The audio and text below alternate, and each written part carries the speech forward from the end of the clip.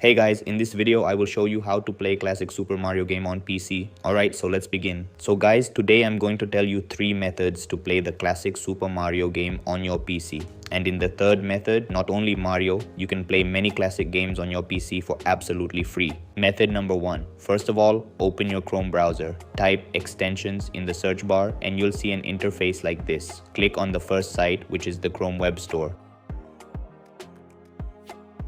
Then search for Super Mario Bros. Once you search, the game will appear. Click on the classic version and then click on Add to Chrome, followed by Add Extension. That's it. To play the game, just click on the extension icon and you'll see the game. You can play as much as you want, even without the internet, completely offline. Method number 2. Search for a website called supermarioplay.com. Once you search, a website will open in front of you. Simply scroll down and click on this full screen button and the game will start.